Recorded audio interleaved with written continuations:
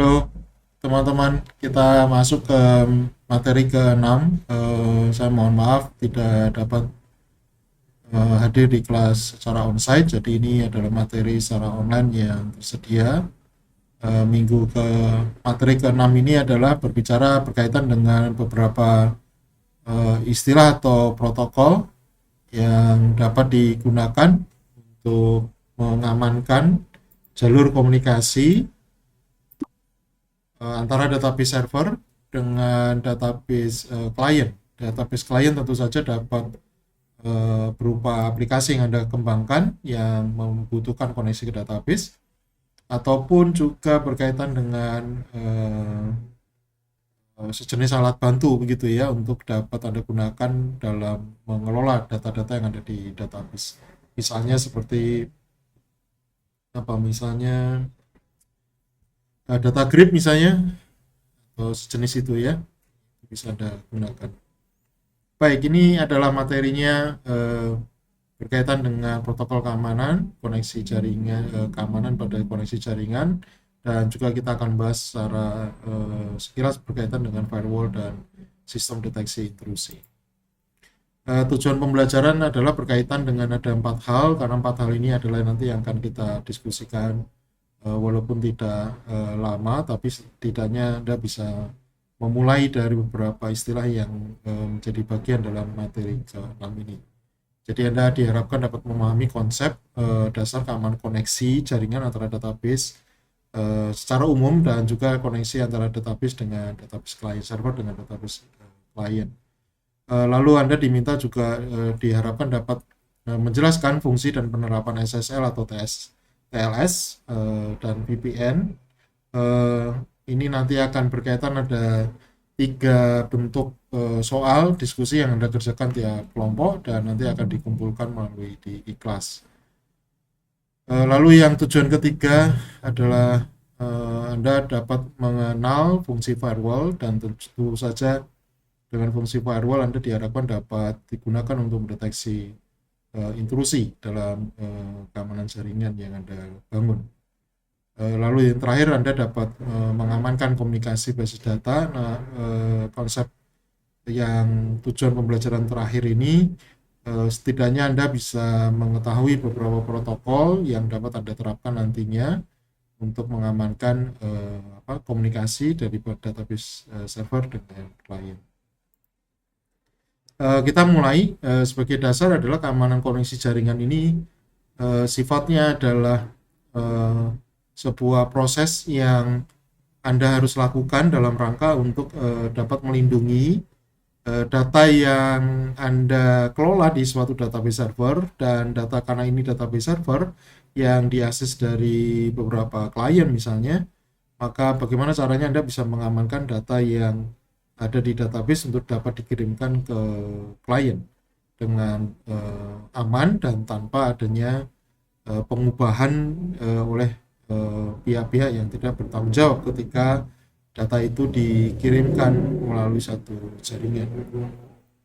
Mengapa hal ini penting? Karena sekali lagi bahwa ketika jalur komunikasi itu tidak aman, maka yang bisa dibayangkan adalah bisa saja terjadi adanya penyadapan, lalu juga bisa terjadi ada serangan di antara Anda dengan atau aplikasi klien dengan database server yang kita sebut dengan man in the middle attack.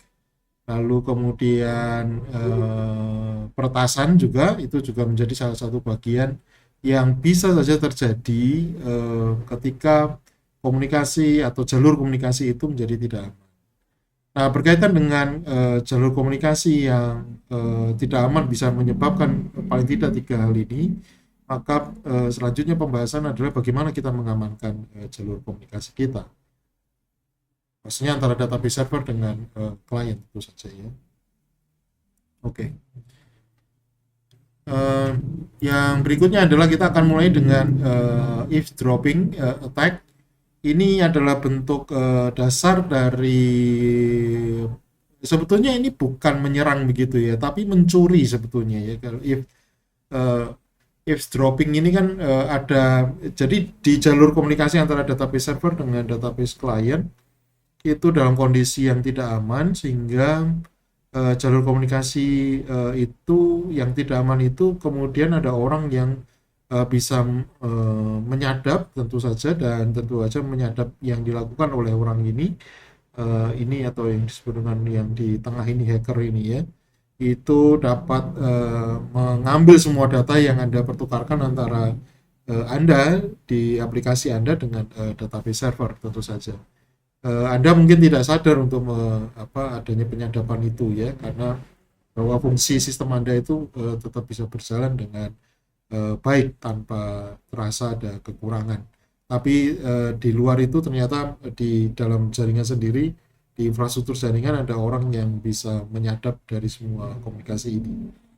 Dalam contoh ini banyak sekali terjadi ketika misalnya Anda menggunakan WiFi di public area misalnya begitu, yang mungkin level keamanannya tidak terenkripsi, tidak mengenkrip data yang dipertukarkan begitu ya, maka itu juga menjadi satu hal yang masalah, dan seringkali kita disarankan untuk tidak menggunakan WiFi publik yang Anda gunakan untuk hal-hal dan menggunakan sistem yang sangat mungkin sangat riskan gitu ya, misalnya Anda perbankan ataupun yang lain. Oke, jadi saya kira perlu hati-hati, karena juga misalnya saya tidak tahu yang sekarang ya, tapi kalau dulu misalnya di jaringan IndiHome itu kita bisa broadcast untuk mendapatkan IP yang punya port server misalnya begitu, dan kita bisa memasang atau bisa melihat sebetulnya dari semua jalur komunikasi itu, ketika kita bisa mengetahui ada satu komputer yang mungkin database servernya terbuka, maka kita bisa mencoba untuk masuk ke sana, dan tentu saja ini bukan bentuk dari suatu eavesdropping, tapi ini adalah bentuk awal dari suatu serangan. Nah, tapi ketika Anda bisa mendapatkan atau Anda bisa masuk ke jaringan itu, maka tentu saja Anda bisa memasang misalnya contohnya dengan menggunakan Wireshark misalnya begitu. Dengan Wireshark Anda bisa mendapatkan semua paket yang dipertukarkan di dalam jaringan itu. Dan itu seringkali terjadi ketika sekali lagi misalnya Anda menggunakan WiFi public ya. Maka itu kalau Anda sekali lagi perhatikan dan hati-hati ketika Anda menggunakan jaringan publik yang mungkin level keamanannya juga tidak tahu, sehingga sebelum menggunakan itu pastikan Anda sudah memastikan dengan menggunakan jalur yang aman. Solusinya dengan ini adalah kalaupun misalnya jaringan publik tidak aman, solusinya ya Anda bisa menggunakan layanan VPN yang profesional ya. Jadi VPN yang betul-betul memang profesional. Jadi bukan VPN yang gratis atau sejenisnya begitu ya. Karena VPN yang gratis pun ya bisa terjadi bahwa itu VPN yang juga menjadi bagian dari eavesdropping, bentuk serangan eavesdropping buat Anda. Jadi orang di tengah ini bisa jadi dia akan melakukan penyadapan dengan adanya jalur komunikasi yang tidak aman itu. Nah, di sini ada pertanyaan pertama yang harus Anda kerjakan secara berkelompok, yaitu bagaimana mencegah agar tidak terjadi eavesdropping terkait dengan komunikasi antara sistem klien, aplikasi klien Anda dengan database server. Bagaimana caranya agar itu tidak bisa di eavesdropping attack gitu ya. Lalu yang kedua, apa perbedaan antara di eavesdropping itu ada dua jenis sebetulnya, yaitu active eavesdropping dengan passive eavesdropping. Apa perbedaan antara aktif dan passive dropping, dan tolong Anda kaitkan dengan pertanyaan di atas itu ya, bagaimana cara mencegahnya itu. Oke, itu pertanyaan pertama yang bisa Anda gunakan untuk diskusi di kelompok Anda.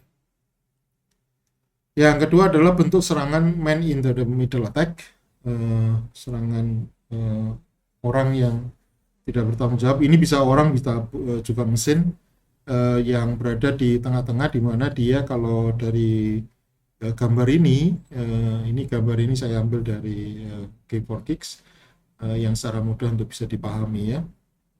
Jadi yang dilakukan oleh orang ini adalah ketika ada satu jaringan dari mana dia bisa masuk, sekali lagi jaringan WiFi yang publik itu menjadi satu hal yang perlu Anda perhatikan sebelum Anda menggunakannya.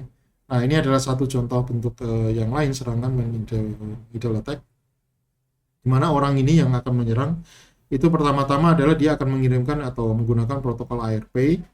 ARP ini sejenis protokol untuk request layanan begitu ya, sejenis itu ya. Istilahnya mungkin kalau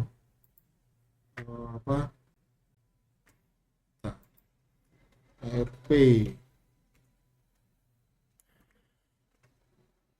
Address Resolution Protocol. Nah, ya, saya juga lupa. ARP ini protokol yang bisa kita gunakan untuk meminta, atau Anda bisa gunakan untuk memetakan sebetulnya antara IP address dengan alamat di mesin Anda gitu ya. Jadi kalau ARP itu kan sebenarnya di layer 2 ya sebetulnya ya, di layer 2 itu kan di logic kan, di logic layer ya. Jadi kalau di tengah-tengahnya itu ARP ada mapping sebetulnya antara IP address dengan MAC address. MAC address itu berarti media access control gitu ya. MAC itu adalah media access control, di mana itu adalah alamat fisik dari setiap kartu Ethernet atau kartu jaringan yang digunakan, entah itu WiFi ataupun bentuk LAN card begitu ya, ya pakai kabel. Jadi setiap device network itu pasti akan punya alamat fisik, yaitu yang disebut dengan media access control MAC. Nah, di atas MAC itu kan ada logiknya kan, logic address, namanya adalah internet protocol atau IP. Kalau Anda memahami teori di ISO atau stack-nya di TCP/IP, pasti Anda akan paham soal ini. Nah, ARP itu adalah Anda bisa, protokol ini adalah bisa Anda gunakan untuk bisa mendapatkan mapping antara di sebuah gateway tentu saja atau di sebuah switch. Anda bisa mendapatkan mapping pemetaan dari IP dengan MAC address di semua jari komputer yang terhubung dengan jaringan itu. Nah, biasanya ARP akan mempertahankan atau menyimpan case-nya begitu ya.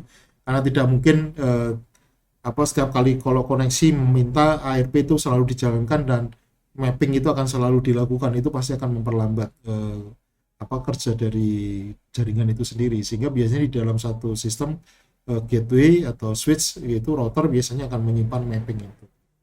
Nah, serangan man in the middle attack ini bentuknya adalah kurang lebih gambarannya itu kalau ada orang yang mau menyerang, maka dia akan mengirimkan ARP ke gateway seperti di gambar ini ya. Lalu dia akan mendapatkan mapping itu, dan di mapping itu dia seolah-olah akan mengacaukan atau mengganti sebetulnya poisoning begitu ya. Jadi dia meracuni istilahnya. Jadi mengacaukan dari mapping itu, terutama dia bisa mengambil mapping dari gateway itu untuk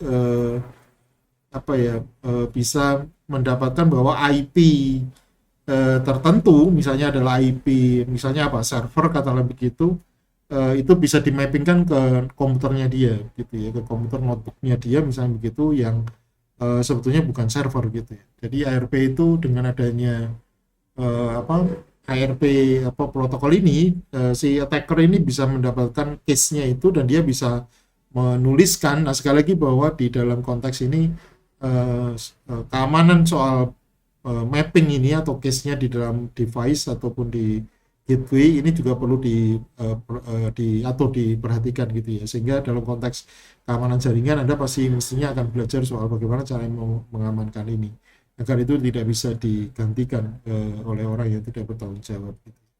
Nah, dalam konteks ini karena dia bisa menggantikan atau bisa mempoisoning dari mapping itu, maka yang dilakukan oleh penyerang ini atau attacker ini, dia akan mengganti, karena dia bisa mengganti begitu ya, maka harusnya dalam MAC dari server katakanlah begitu, IP-nya adalah katakanlah IP 1, tapi kemudian IP 1 dari server itu diganti dengan MAC-nya dia begitu ya, kurang lebih kayak begitu, sehingga setiap kali si user misalnya dia melakukan request terhadap IP yang dikirimkan, harusnya IP server, tapi karena MAC-nya diubah, maka yang terjadi adalah IP-nya akan diarahkan ke MAC dari si attacker ini, kurang lebih begitu ya. Sehingga dengan adanya dia mendapatkan itu, maka setiap kali dia meminta, si user meminta, si attacker akan tahu paketnya itu apa yang dikirimkan oleh si user, dan si attacker akan memintakan ke server yang dituju, server sesungguhnya yang dituju, dan data yang diperoleh itulah yang kemudian bisa dimanipulasi oleh attacker, dan itu hasil manipulasi dari attacker yang dikirimkan ke user gitu ya. Sehingga seolah-olah attacker ini dalam konteks man in the middle attack itu seperti kayak proxy-nya gitu, pengganti proxy.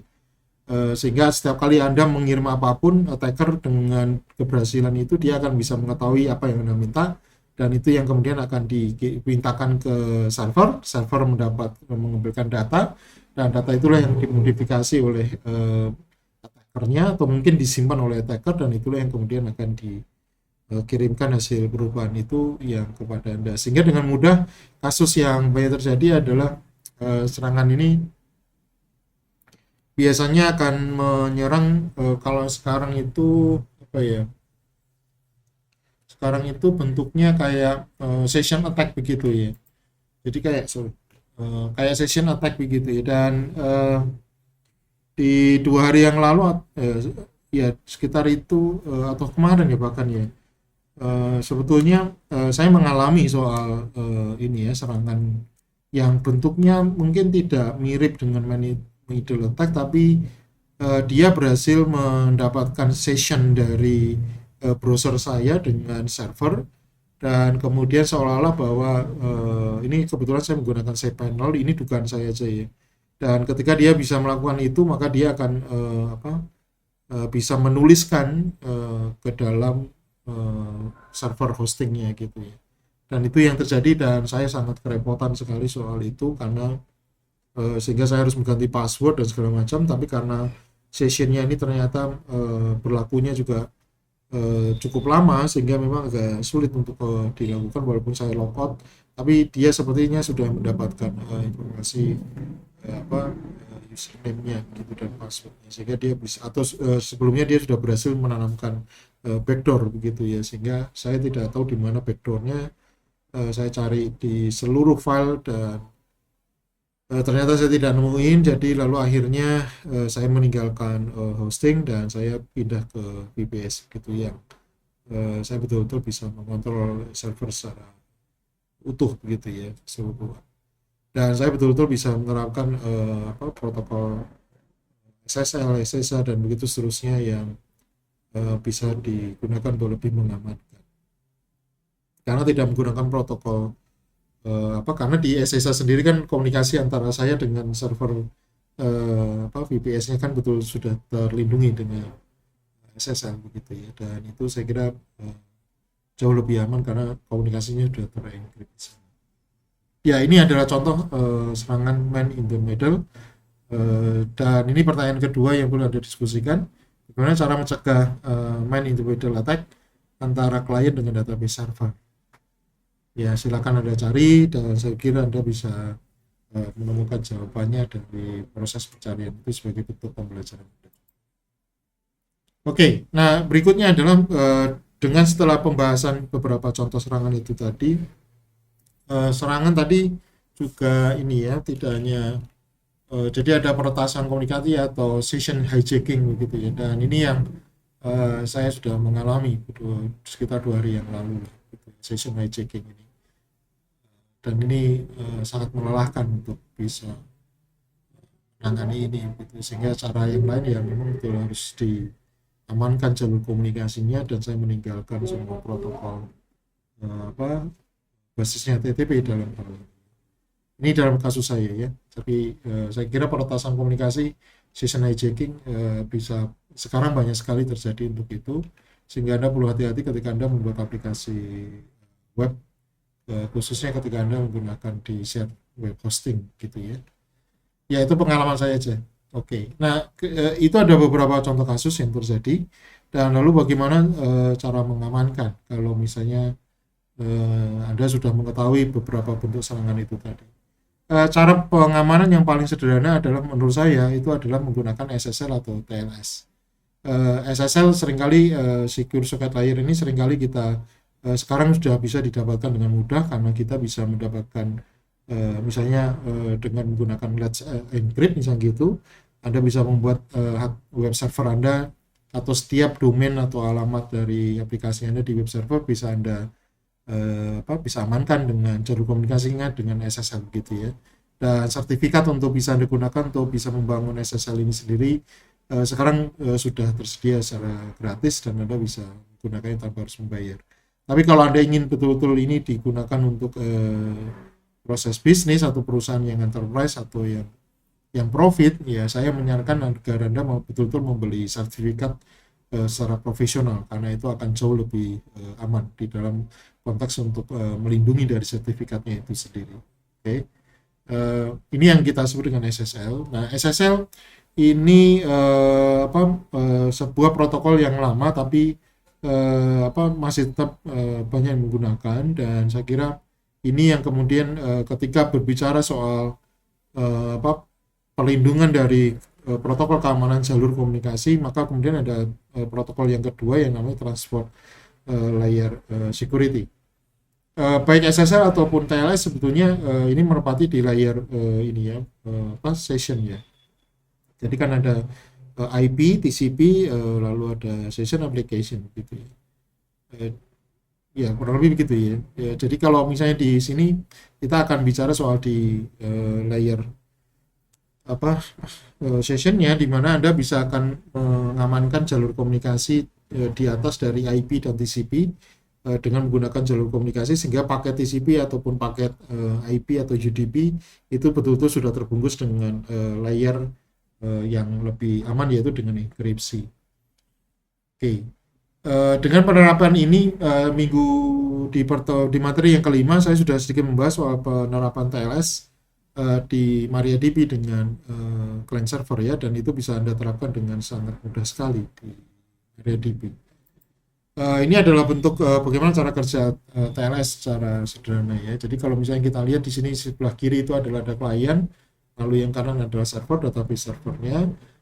Maka klien atau aplikasi Anda itu akan sebelum melakukan komunikasi pembangunan session yang yang Anda bisa gunakan untuk pertukaran data selanjutnya, di sisi klien itu akan melakukan namanya handshaking terlebih dahulu, yaitu dengan mengirimkan protokol SYN synchronize di sini. Jadi SYN untuk jadi dia akan meminta saya akan mau memulai untuk protokol TLS gitu ya, kurang lebih dalam bahasa kita begitu ya sehari-hari. Oke, SYN dikirimkan, lalu server menerima itu, lalu oke, siap, saya akan izinkan untuk kita memulai untuk berkomunikasi, bercakap gitu ya. Maka yang dilakukan adalah di server akan memberikan acknowledgement kembali ke klien aplikasi Anda. Nah, berdasarkan acknowledgement yang ada ini, maka lalu kemudian si klien atau Anda akan mengirimkan say hello terlebih dahulu ya. Jadi oke, saya sudah jawil gitu ya, lalu kemudian hai begitu ya. Jadi seolah-olah saya ingin komunikasi dengan Anda ya. Oke, say hello, Anda memberikan say hello, Anda memperkenalkan diri, kurang lebih begitu, say hello. Nah, ini adalah lalu say hello dikirimkan, dan yang dilakukan oleh si server adalah ketika menerima pengenalan itu diri, yaitu dengan say hello tadi itu, maka si server akan membuat sertifikat. Jadi dia akan membuat sertifikat, dan sertifikat inilah yang digunakan untuk tentu saja ini yang dimaksud dengan sertifikat tentu saja adalah sertifikat asinkronus ya, enkripsi ya. Jadi yang di sini yang dikirimkan nanti adalah private, akan disimpan di server, maka yang dikirimkan adalah ke klien adalah public key-nya gitu. Nah, yang dikirimkan adalah public key, lalu kemudian disitulah pertukaran antara si server dengan si klien itu akan mulai terjadi gitu ya. Jadi yang dikirimkan dari server selain public key untuk mengirimkan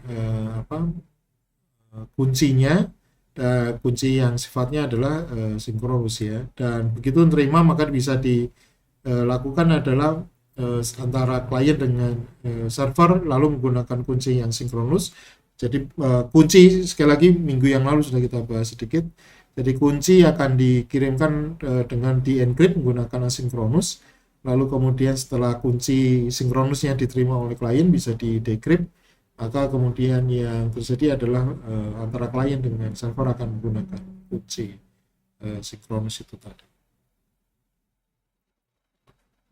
Oke, jadi untuk TLS saya kira bisa jauh lebih aman dan ini cara yang dilakukan juga oleh di WhatsApp ya, dilakukan di WhatsApp.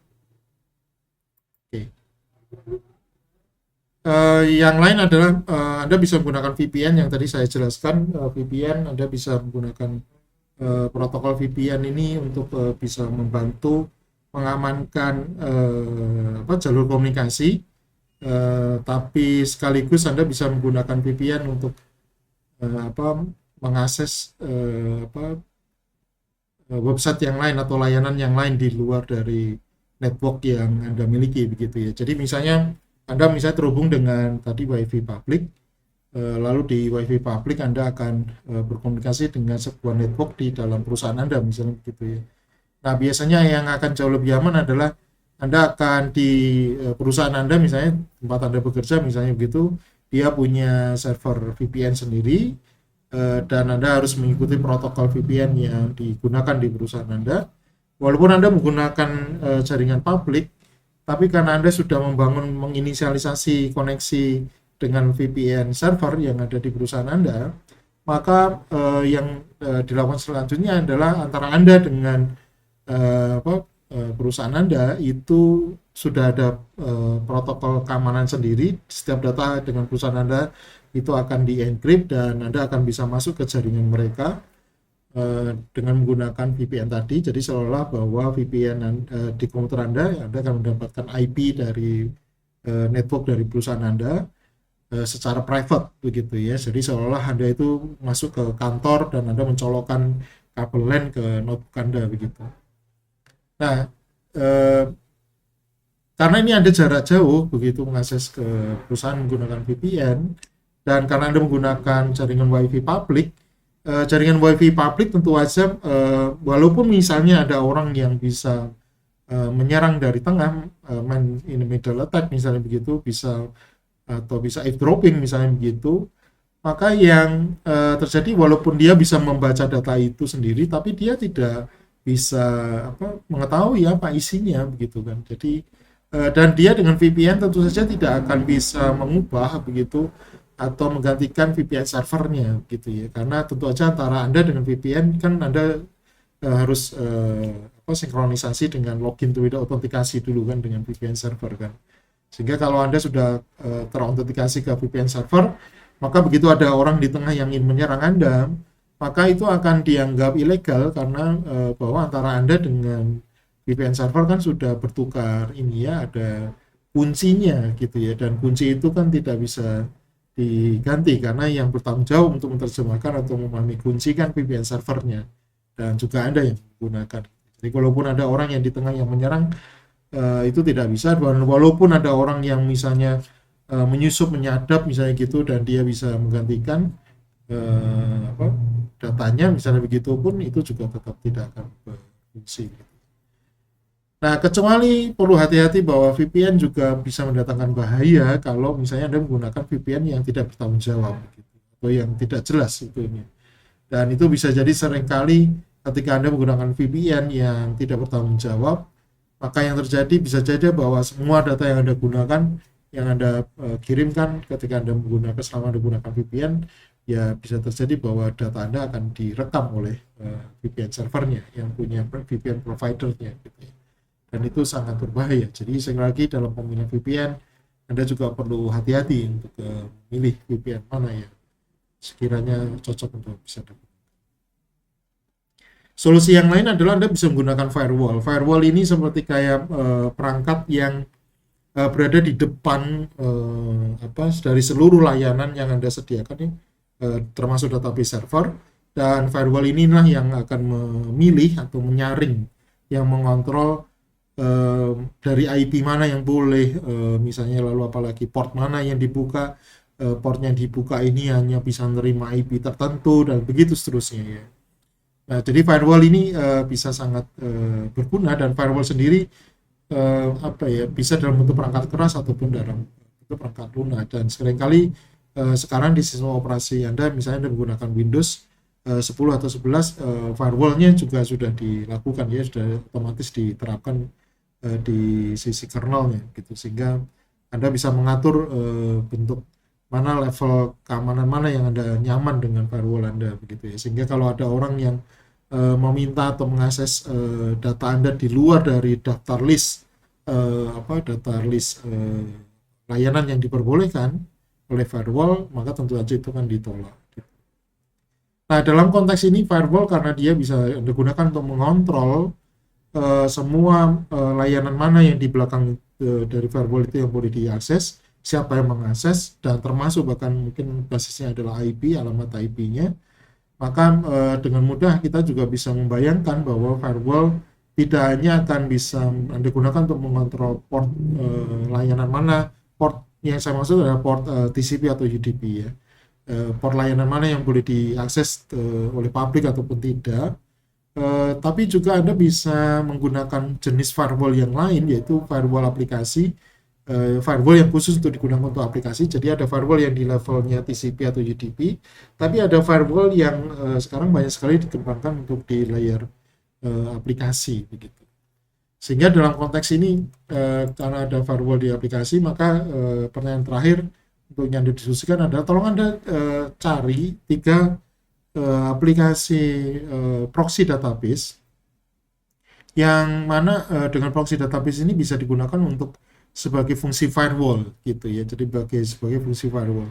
Dengan adanya fungsi dengan proxy database ini, dia bisa menangani tentu saja Anda berbagai macam bentuk database. Proxy database ini bisa Anda gunakan untuk menangani bentuk protokol SQL yang berbeda-beda. Bentuk protokol dari database manajemen, database system yang berbeda-beda gitu ya. Ada yang jenis protokol memang yang hanya bisa handle misalnya MariaDB, Postgre misalnya gitu ya. Tapi ada proxy database yang bisa dia gunakan untuk atau gateway database yang bisa digunakan untuk banyak sekali untuk layanan database server. Kebanyakan relasional ya. Kalau Anda menggunakan database seperti MongoDB ataupun misalnya mungkin seperti vector database gitu ya. Itu kebanyakan mereka sudah punya sistem proxy yang sendiri biasanya gitu ya. Tapi kalau dengan MariaDB atau Postgre atau sejenisnya atau termasuk Oracle misalnya gitu, ada proxy layanan proxy atau aplikasi atau sistem proxy yang bisa digunakan proxy database untuk lebih mengamankan dari jenis koneksinya. Nah, biasanya dengan proxy database ini akan jauh lebih sederhana sebetulnya karena pengaturannya adalah fokus di layer aplikasi ya, database ya. Tapi kalau tadi Anda menggunakan firewall, Anda akan sedikit lebih rumit karena Anda harus menghandle tidak hanya layanan database, tapi hampir mungkin sebanyak mungkin layanan berbasis TCP atau UDP yang bisa Anda firewall ya. Nah, proxy database adalah sebagai satu bentuk dari firewall, itu database server. Jadi tolong Anda cari 3 buah produk software yang bisa berperan untuk database proxy, dan ini proxy-nya adalah sebagai bentuk dari fungsi penerapan dari database. Dan mungkin untuk membantu Anda memperjelas bagaimana Anda bisa paham, mungkin tolong Anda bisa jelaskan cara kerja sederhananya bagaimana. Oke. Nah, catatan bahwa pertanyaan 1, 2, 3 ini dan juga mungkin studi kasus ataupun tugas-tugas yang Anda kerjakan sebelumnya itu akan menjadi materi dari ujian tengah semester mata kuliah basis data ini, keamanan basis data ya. Jadi tolong Anda bisa pastikan ujiannya, UTS-nya adalah bentuknya open book. Anda tidak boleh menggunakan perangkat digital tentu saja. Jadi Anda boleh open book, silakan digunakan, dan nanti pertanyaan UTS-nya adalah tertulis ya, ditulis sesuai jadwal ya. Alat yang lain yang bisa digunakan adalah untuk sistem mendeteksi atau pencegahan intrusi. Ini sistem yang mendeteksi intrusi atau yang yang mengganggu ataupun yang menyadap atau apapun yang jenisnya yang tujuannya adalah justru nanti akan merusak. Tapi juga ada sistem yang prevention, jadi yang mencegah, jadi mendeteksi IDS, tapi juga ada yang digunakan adalah untuk prevention. Saya ada ya kemarin sebetulnya saya menggunakan jadi setelah kasus saya aja ya. Jadi setelah saya berhasil kemudian akhirnya saya tidak saya kewalahan ketika berbicara ada serangan di web share host saya karena mereka terus menerus berhasil menanamkan sebuah script saya nggak tahu dan di mana itu letaknya karena kalau ketika dengan web share host kan kita hanya diperhadapkan dengan cPanel gitu ya. Tapi ternyata di belakangnya itu kan kita nggak tahu. Jadi dia berhasil ada script bot di situ dan ketika saya menghapus file di misalnya public HTML foldernya yang harusnya sebagai root untuk satu domain saya, dia otomatis akan mengisi sendiri otomatis begitu ya. Jadi setiap kali saya hapus dia akan mengisi gitu seterusnya. Jadi saya kira nggak ada solusi lain kecuali saya harus reset ulang web hostingnya gitu ya, web hosting saya begitu. Dan itu yang mungkin akan saya lakukan karena saya khawatir dengan DNS spoofing ya, gitu ya, karena DNS-nya juga saya yakin dia akan bisa melakukan itu walaupun di DNS spoofing itu DNS spoofing itu juga bentuk dari ini ya. Jadi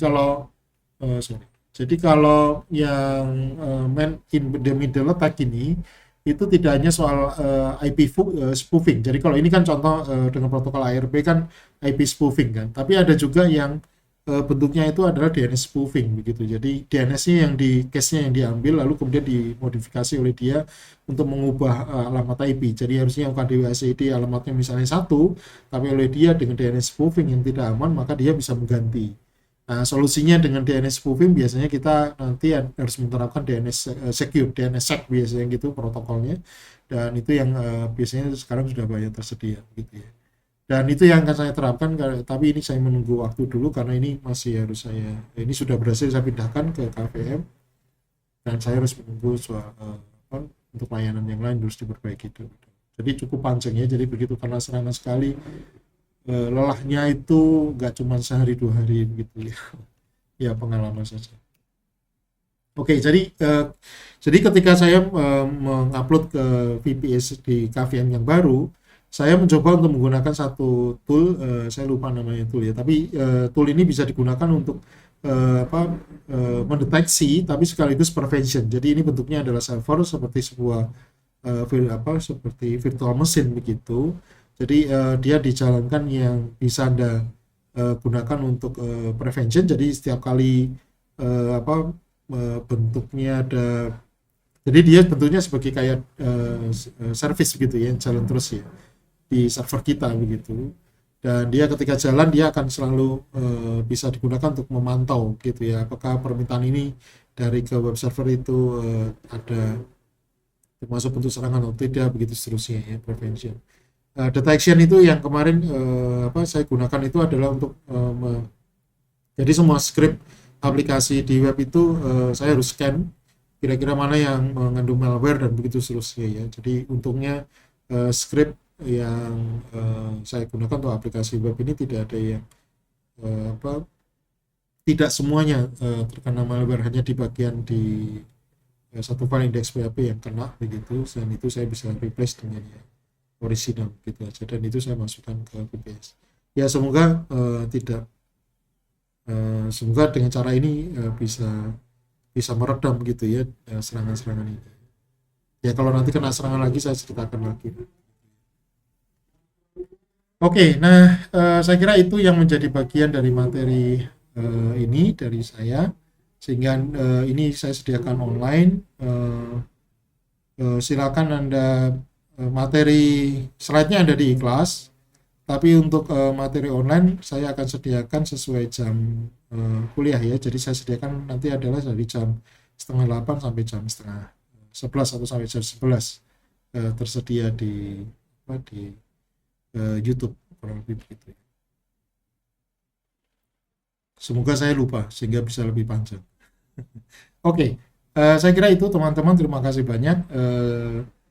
Kisi-kisi soal TTS, UTS adalah materi tugas lalu kemudian juga semua slide materi yang sudah saya sediakan di slide dari minggu pertama sampai sekarang.